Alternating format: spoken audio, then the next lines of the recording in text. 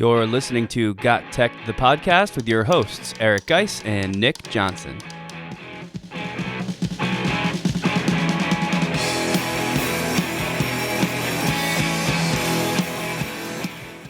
Welcome back to GotTech, the podcast. This is episode 16 called Teacher Creativity, Edtech Roundtable, and PD Badge System. In this episode, Nick and I talk about creativity and technology and how they fit together. We go over the teacher question of the day, which actually stemmed from an Edtech coaches get-together. We go into our new badge system for teachers. This is a professional development system that allows teachers to earn badges. And finally, we square off in our next tech battle royale.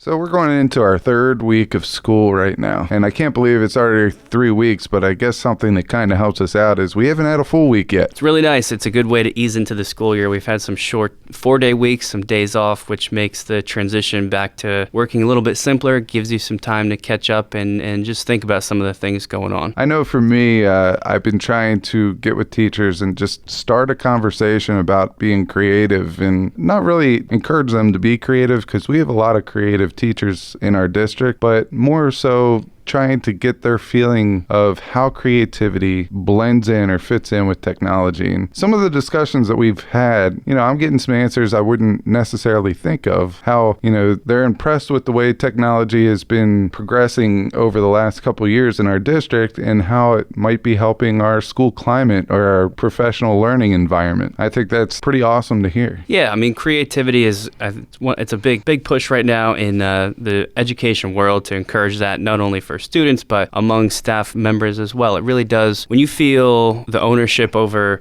your materials to be as creative as possible, and when that's encouraged, I think it makes the job more enjoyable. I know the times when I feel most inspired and most excited is when I'm doing new things and I get to try new things and create new things, especially that nobody else has done before. It reminded me, I know we've mentioned this a bunch of times, but it reminded me of the Amazing Race game we planned several years ago. Before that, I'd never heard of any, but did you hear that from someone else? That was like an original idea, right? I feel like everyone puts a spin on these positive or these pop culture TV shows and everything. Sure. But I think the way that we constructed this project, I think it definitely took the creative level a different realm for the students. You could definitely tell that they enjoyed using it. Well, we made it our own, and I guess that's what I'm really trying to say. And when you're doing that, there's so much more joy in the work, and that comes across to the students as well because they know that they're trying something new. So like you said, the positive learning environment that it kind of creates when everyone is encouraged to be creative with what they're making and what they're trying,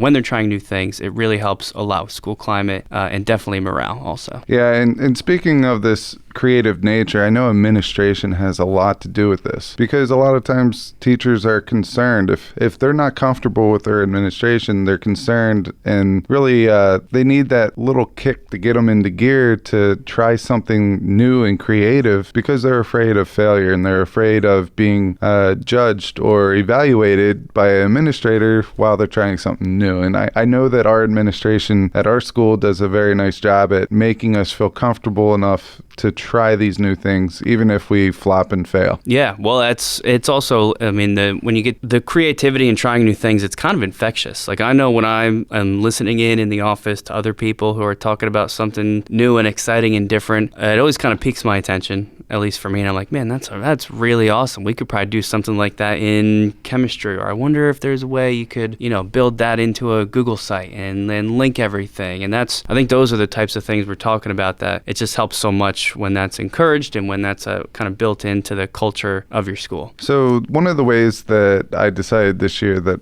I was going to help kind of bring maybe a new view of technology, educational technology, Edtech into teachers' lives is I was going to start a bulletin, but I didn't want to just put it out digitally because I feel like some of our bulletins, our electronic letters and stuff are becoming the old emails. Right. Well, people are just pass right over them because everybody's doing it now, so it's kind of the same old thing.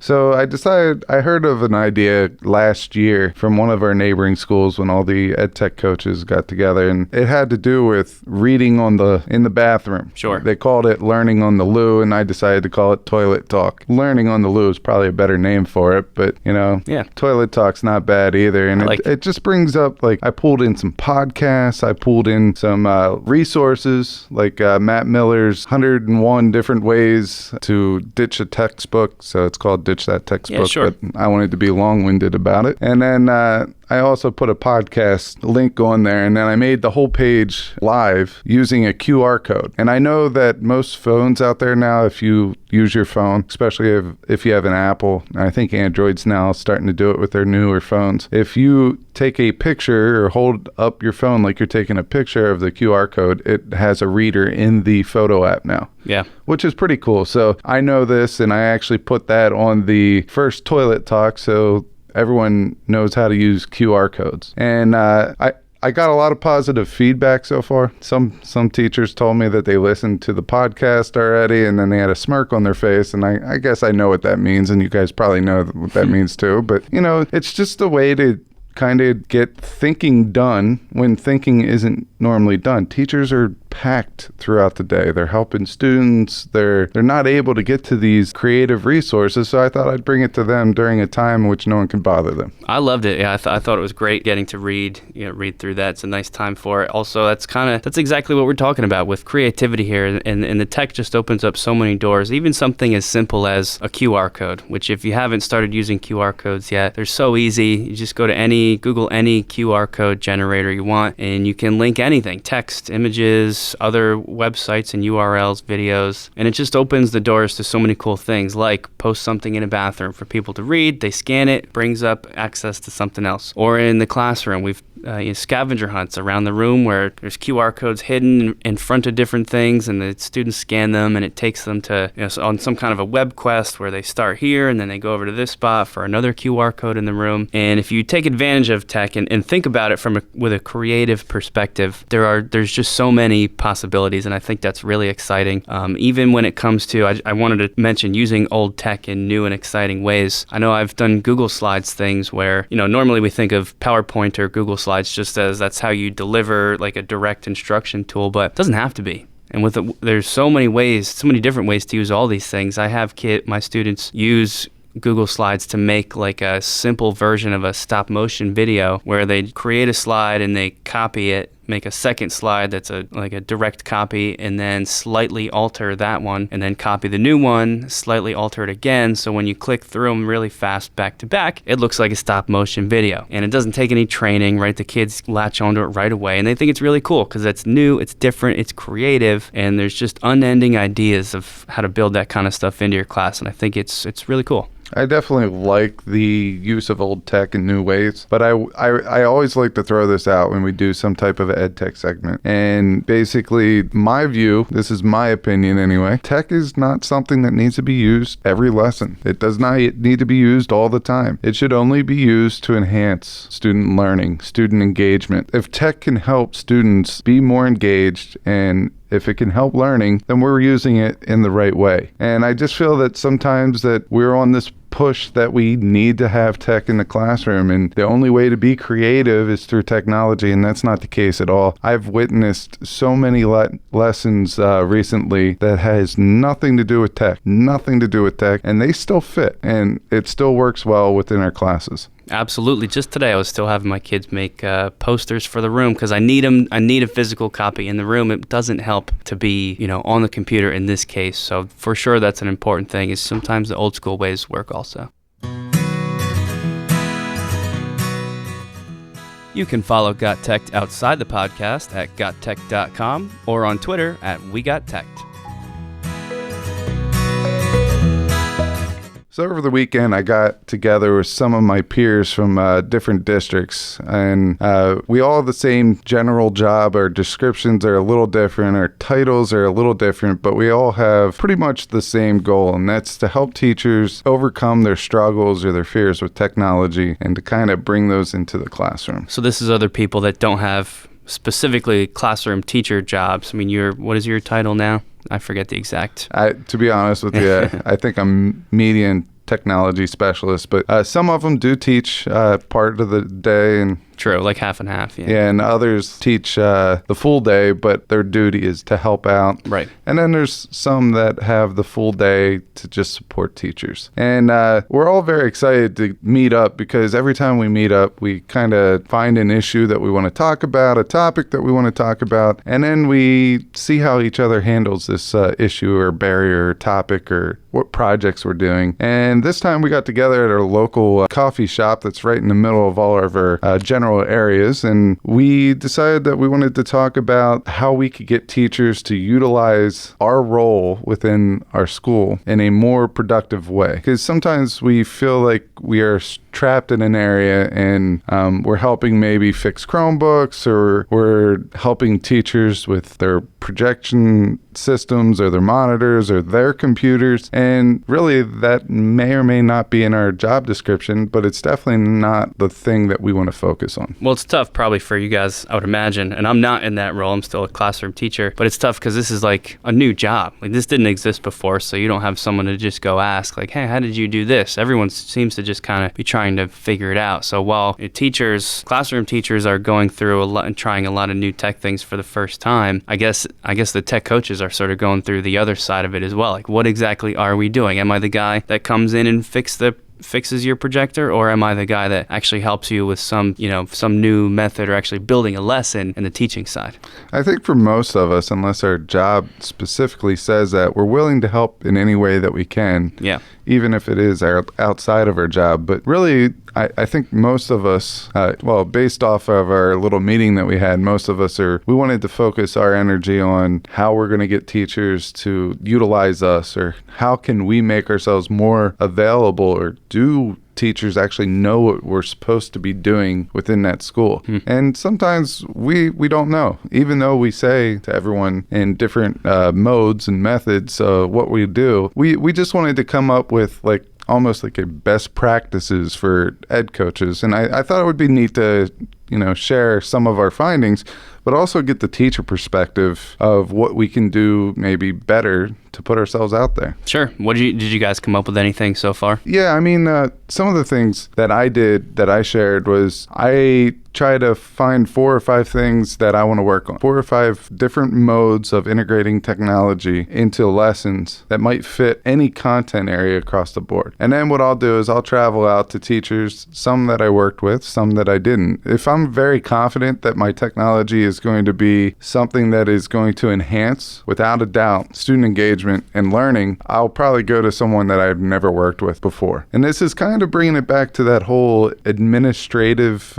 piece that we talked about earlier, that when you're confident and you know the person that you're working with, you're more likely to to accept a bigger challenge, right, or to take more risks. So if I'm 100% sure that it's going to make a difference, I'll pick somebody that I've never worked with before, just so A, they could see something that's going to be successful in the classroom, but also B, so maybe they get hooked on tech a little bit, all right? And then I'll save the things that I'm not 100% sure that are more rigorous or more risky, and I will work with the people that I know a little bit better on those. So you mean you're actually specifically seeking out somebody who you've not done this with before, somebody who's brand new working relationship maybe? Absolutely. And once you start getting to each department, for example, I was with the world language department a lot last year. I've worked with many teachers in the world language department last year. Once I started working with one teacher, another teacher caught a hold of it, and it just spreads like wildfire. Now, I was able to get to 3 different departments last year, and I was able to work with a little over 20 teachers, which was about, a fifth of our teacher population at our school. Yeah, that's great. So that was pretty cool. But I want to make sure that I'm able to go anywhere. I want to make sure that people know what they can use me for, and I still don't feel like everyone knows. Well, at least for the first part of what you said, that the teacher side of that is, I would imagine that goes a long way. I mean, it's a little tough for me to analyze that just because we have worked together on a bunch of stuff before, but I can imagine if you were somebody that I hadn't, just seeing you around, kind of stepping in, even to, like you said, just to within the department, just to kind of let other people know, oh, that guy's actually willing to do this, and not only talk to people that he's going to be comfortable with or that he knows are comfortable with the tech. I think that probably helps people feel more, more willing to try things and more excited about it. So that sounds like it would work. Yeah, another Edtech coach, they said that the way that they try to get around to all their teachers is they set up a schedule appointments. They'll email a group of teachers and they'll be like, hey, I really like to just sit down with you for 10 minutes. Is there a good time? And what they'll do is they'll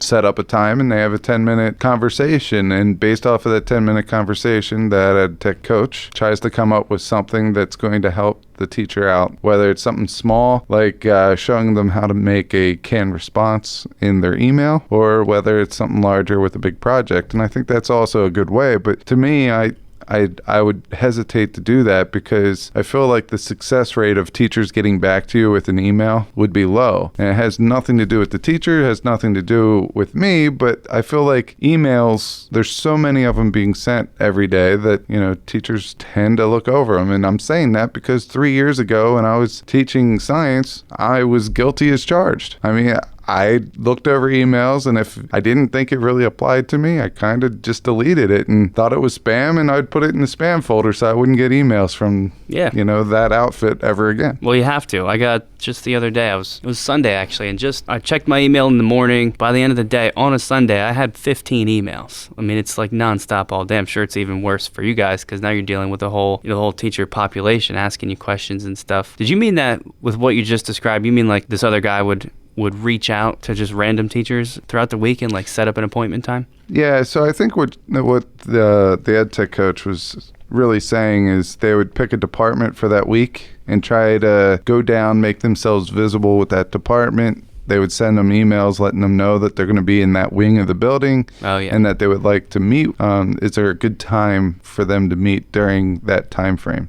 That's pretty cool. Yeah, I mean, my position doesn't allow me to go hang out in the wing of the building, all day for a week. It just doesn't do that. But there are EdTech coaches that there's like 3 of them. They're responsible for all the schools in the district, elementary, middle school, and high school. So they have to go to all the schools. And sometimes they go together, sometimes they break up, and they all go to different schools on different days. It's good, though, again, from the teacher side, it's good for someone in a role like what you have to take the initiative to be the one that reaches out, because I know a lot of times the other thing teachers would be likely to do is like, oh yeah, we have a tech coach or we have a tech integration specialist, but I don't have time for any of that, or I don't have time this year to incorporate that. But if you're actually reaching out and saying, hey, here's this cool thing, like here's the digital escape room I built with the foreign language department, I think maybe we could do that with your class. Just that initial reach out might be enough to say, oh yeah, that might actually be kind of cool, or that's a good idea, or I never would have thought to come to you with that. Maybe even just because I didn't want to like annoy you. Maybe you look really busy and I don't want to throw something else on your plate. But if it's coming from you, it seems a little more real. Yeah, and I try to have like 3, 4, 5 different activities that really fit across all curriculums. So they're very broad in nature, but you can make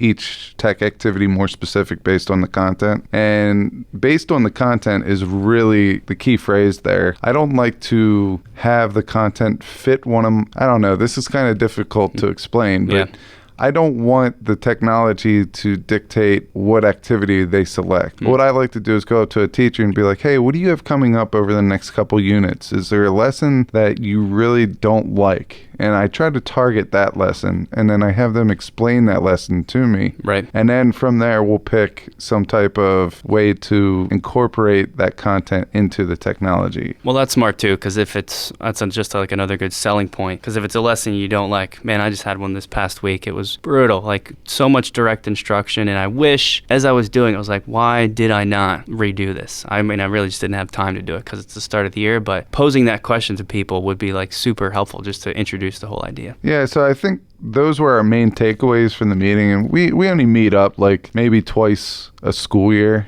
maybe once over the summer. Yeah. I know that next year we're going to try something. We started it this year. It was very informal, and that was PD on the deck, where we have like a little cookout. This time it was at a coffee shop, but either way, we got food or drink involved, so I'm in. Yeah, that's all you need.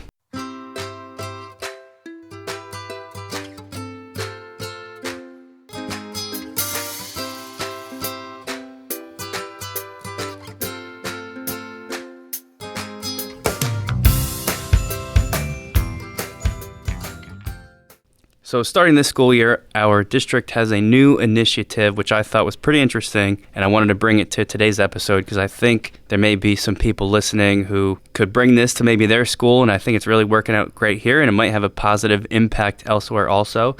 The system, apparently it's been around for a while, but it has to do with a badging system for teachers. It's all supposed to be a PD system, so professional development, but one that gives teachers some choice, some more freedom in what they study and when they do it, which obviously is one of the, really great for teachers to kind of let them choose a little bit what they want to investigate. We allow our students to have that choice. So we're starting to push for personalized learning in our classrooms, and this badge system does that for teachers. So it's good to model what we're pushing to our teachers. I just wanted to throw that in there because I'm with you. I think this is going to be a pretty neat tool. It's a good point. Yeah, I mean, it's nice to actually see that we are being educated the way that we're being taught to educate our students. That's one of the selling points of this whole thing. The gist of it is there's a whole list of badges that you can earn, and it's totally up to you which ones you're interested in, like we just talked about, that's one of the best things about it. So say I wanted to earn the Google Docs badge, just as an example. I click on it. There's a whole website that's been created to kind of list all these things. So I click on it, and there's some bullet points, some tasks, some videos that you have to watch, maybe different tutorials on Google Docs. It's like a checklist basically, and if you complete them and can submit certain artifacts that you've done these things, it gets sent to an administrator or a tech coach, and it gets reviewed, and if you have competently done that thing and shown that you understand whatever the list of things shows for Google Docs, they send you a digital badge, which sounds silly, but I'll tell you, there's something about earning these badges. It does kind of make you want them. It is a way to gamify, which is another keyword that we've brought up that we want our teachers to use, is using game mechanics in classroom. Those digital badges, I mean, they're addictive. They really are. You go to your local sub shop, you buy a sub, they put a stamp on this thing that says, hey, after the 10th one, you get a free one. Our district gave us some incentive. We have a half day at the end of the school year, and if you get 4 badges, you get to take the half day, which was supposed to be professional development, and you get to go have fun for the rest of the day. Yeah. I think that's a pretty neat incentive. Man, that helped a lot. I could see it in people's faces when they explained this whole thing to us on the first day, when it was announced that you could get out of an afternoon PD day for just earning 4 of these things. Everybody was like, well, that's actually, I mean, if you can really do something with it, do something real, it helps a lot. And it's the same thing you do in your class. If you have some kind of incentive, some kind of a little stars or points or whatever that students can earn, and they can accumulate those and display them somewhere or trade them in for a real, actual, tangible benefit, that kind of makes the buy-in process. And it really has, I mean, it's totally working. I get it. I see I saw teachers working on, I think a bunch of people were doing the Kahoot badge earlier today. So people are buying in. I think it's just a really cool system for teachers. Yeah, I know past professional developments didn't work because it didn't allow the teachers to kind of pick something that applied to them. This way, that whole barrier where the professional development doesn't apply to them, that goes out the window. They're able to look at the badges that are being offered, and there's new badges being made all the time. And right now, we only have one level of badge being offered, and that's the basic level. And eventually, we're going to get an advanced level badge for those same initial badges that we've given out. The big question that we're getting is, well, what's going to be the difference between basic and advanced, and what's going to determine the difference between basic and advanced? So you mean like I would start and earn the basic Google Doc badge, but then next year there'll be an advanced Google Doc badge with like different features that you have to demonstrate? Yeah, just to put it in a very simple way, your basic is using Google Docs in your lesson in a basic form where the teacher is the person delivering that lesson, the students are using that technology. More advanced way would be including maybe an extension or an add-on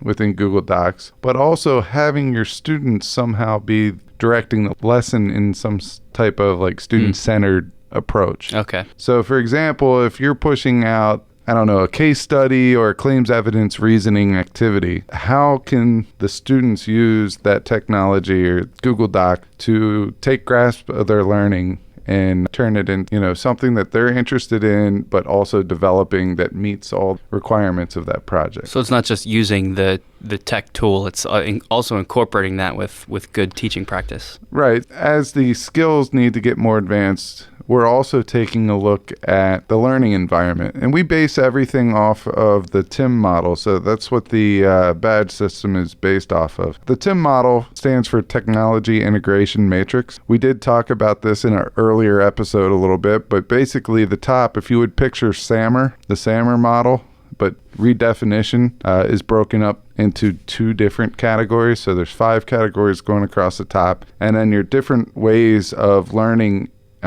within an environment, like active learning, right, collaborative learning spaces, and things like that go down the side. And our first 2 columns are very simplified ways of integrating technology into the classroom.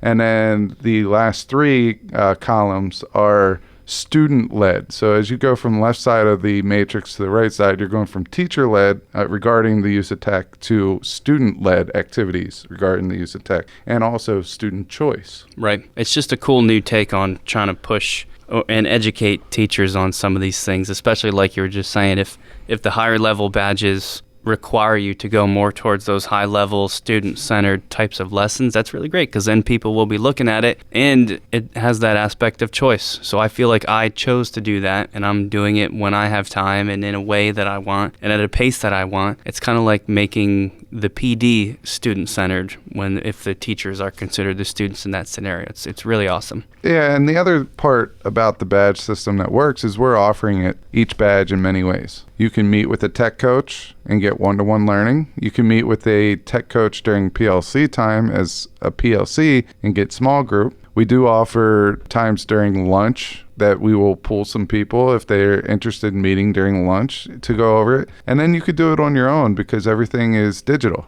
You have selection here. You have choice of when it happens, how it happens, how it's being taught. Yeah. And it really brings everything together, and it really takes into consideration the needs of all teachers and not basically the one-stop shop where this is the time we're offering it and this is what you're going to do, whether or not you're interested in it or whether or not it fits your curriculum or your content. Well, I remember, you might have been with me, but we had to teach. This is way back when the district first sort of adopted the blended learning models, which is still obviously something we're pushing now. But I remember trying to explain, I think it was like the lab rotation model of blended learning. We don't have to get into what that is, but pretty much involves students rotating in and out of a computer lab at different times within the class. And the room was pretty much full. The group that I was in charge of teaching, a lot of phys ed teachers, and I could just see the looks on their faces thinking, this doesn't apply to me at all, because how often am I in, for a gym class, a phys ed class, how often am I going to have a computer lab? That doesn't even make sense for what that course is supposed to be, unless it's the time when they're doing health or something. And I would have agreed with them. It made no sense.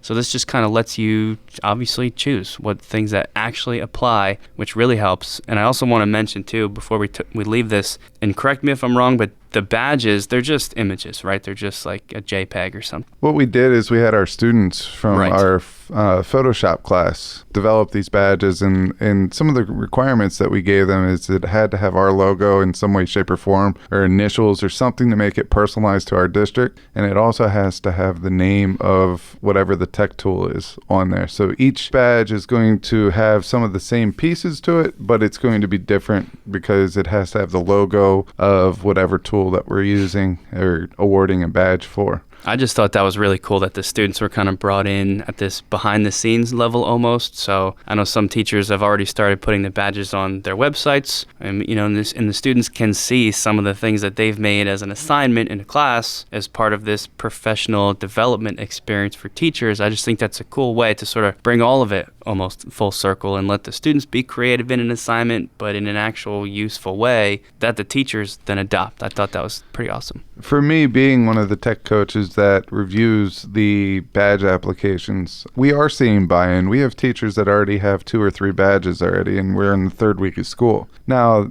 granted, we knew that this would happen, that there would be some people that really wants to go out and be go-getters and get these badges, but we wanted everyone to get their feet wet this year. And then after this year, you know what? They'll go in and they'll have to earn an advanced level badge, like 2 basic and 2 advanced level, or whatever the requirements are going to be. Basically, we're just building and building and building, and the learning is continuous, even though you might select different apps. Sure. The learning activities might overlap. You might develop activities that require the use of multiple technologies, or maybe no technology. There could be badges coming down the way for methods of teaching rather than just based on the tech piece alone. There's many different ways that we could go with this. Yeah, that's true. I didn't even think about that. They don't have to be tech. It could just be a badge for project-based learning, case-based studies, claims evidence reasoning, MOOCs, all these different web quests. I mean, we could keep going for this. I think that's another thing.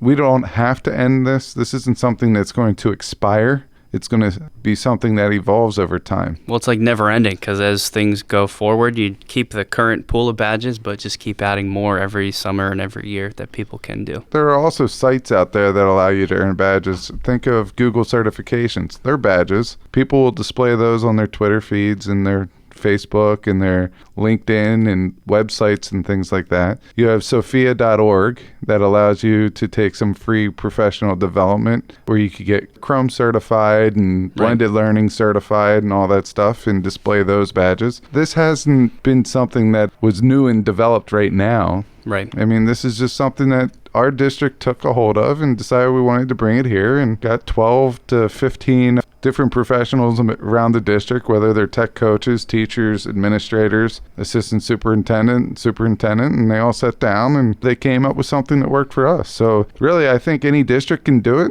especially if you're a one-to-one district, but really any district can do it. Sure, as long as the teachers have access to computers, which most probably do now. So I think it's important just for having a badge system to be a conversation. I mean, if it's something that is going to provide itself useful in your district, you need to reach out and see what other districts are having these badge professional developments and see if you could somehow instill that into your own district.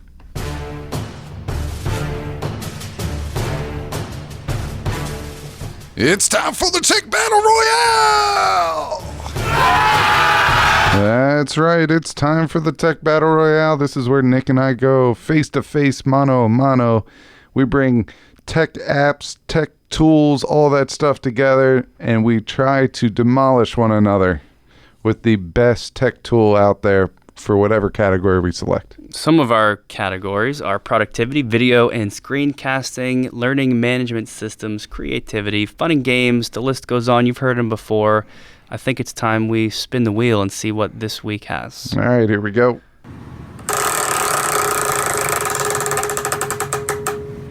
All right, so this is going to be a good one for me and fitting for today's episode. We've landed on creativity. Out of the pair, I'm for sure the more creative person within GotTech, so I think I've got an edge on you right from the beginning. Also, I've won the last 2 of these, so I would imagine you're a little bit scared going into this tech battle. I'm not scared. I'm prepared. All you got to say is I'm going to take your little note sheet over there after you announce. I'll let you go first today since you won the last 2. But once you tell us your little creative tool, I'm going to take that piece of paper, I'm going to crumple it up, and I'm going to blindly throw it over my right shoulder through my basketball trash can hoop. Wow, that is intimidating. Let's see if you can back that up. My choice, I'm going to take a similar approach to last episode. I chose a really simple tech tool that does one thing, but it does it really well, and I'm going to take the same angle this time. It's called Wordle.net, WORDLE.net.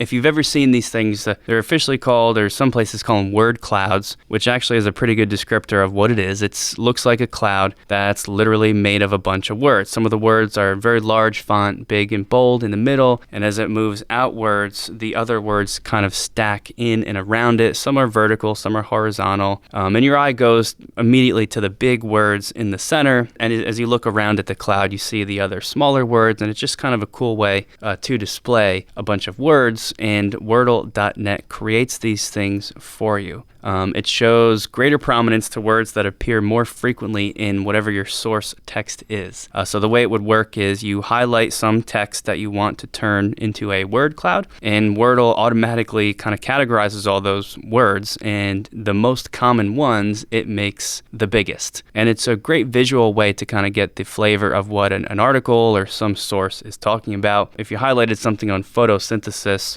You might see chlorophyll pop up as one of the biggest words, which kind of lets you know, oh, chlorophyll is pretty important to whatever this thing is about. As a teacher, it can be a useful tool to show your students, and as a student, it can be a useful tool in creating projects and just helping to kind of process through and understand what's some sort of a written text is talking about. It allows you really easily to tweak your clouds with different fonts, layouts, and color schemes. And the images, when they're all done, are totally yours. You can copy them, save them, print them, do whatever you want, and I think it's just the best way. I know there's a couple sites out there that let you make these word clouds, but Wordle.net is by far my favorite. So that's what I'm going with. What do you got for me? I got a question. Sure. So your word cloud, have you ever used like 1,000 words in word cloud? The answer's probably no, right? Yeah, I've only ever done small things, I gotta be honest. So I feel like I'm getting ripped off here because people say a photo is worth 1,000 words, and you're Oh, what kind of argument is that? Well, that is my initial argument, but I'm going to get into mine, which is Photofunia. That's photo, PHOTOFUNIA.com. Photofunia is for the person that does not have access to Photoshop. Maybe you don't have the time, but it still allows you to make something creative, and it's very super easy. What you do is you upload an image, you crop it, it will automatically put your image into a different image. For example, I put my face on a cappuccino, the top layer of a cappuccino. Oh, is that how you did that before? I saw that. That is how I did that. And that was awesome. I think that element of creativity allows you to reach out to your kids in a different way. For me, I know people think that I'm very, I have dry humor and I'm monotone. I sound like Eeyore from time to time, or pretty much always. But I do get excited about things, and Photofunia is one of the things I get excited about because I'm able to put my face in the middle of a picture of a jester, from King Arthur's court. Yeah, this is pretty cool. If creativity is the theme of this episode, Photofunia is kind of a good way to wrap it up. I'm just scrolling through some of them. You can put your face on the side of a truck, like a big 18-wheeler truck driving through the mountains. That's pretty cool. Look at this Mount Rushmore. Yeah. You put your face on the front of a newspaper. There's a lot of cool ones there. And really, this could just be something that you use to introduce your question of the day. Or maybe you want them just to talk about something. You want to put your face on the middle of a newspaper with a question right there. And it's just maybe a conversation starter. Oh, this is cool. Look, you can put your face on a postage stamp. You can turn it into a sketch. You can put it on a yacht. Oh, man. Photofunia. Yeah, and what's happening? Am I arguing for your...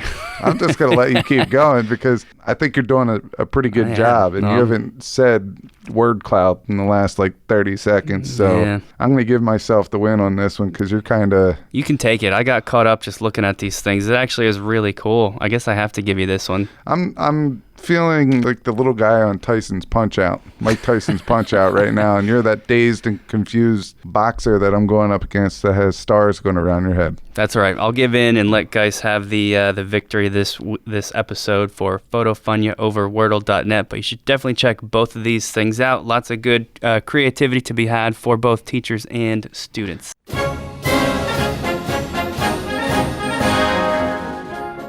Finally, I'm back in the winner's circle, and I take down Nick Johnson's Wordle with my Photofunia. Today's quote and victory speech is brought to you by Maya Angelou, who once said, "You can't use up creativity. The more you use, the more you have." And with that quote, I think it's fitting with this episode, just because we talked about creativity and how it goes with technology. And I think if every teacher would go try something new, implement it into your classroom, reflect on it, and then share it with the world, all teachers can benefit from that, whether it is someone in your PLC, someone in your department, in your school district, or someone across the world viewing the activity that you just made. Go out there, be creative, and we'll see you next episode. Till next time, you can follow us on Twitter at GotTechED or on our webpage at www.gottechd.com.